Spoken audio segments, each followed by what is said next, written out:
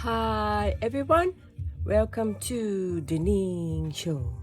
Yeah, this video I'll show you how to draw a tiger. Yeah, 2022 Chinese zodiacs is years of tigers. That's why I'm showing you how to draw a tiger years.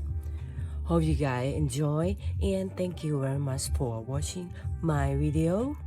This video I'll be using watercolors,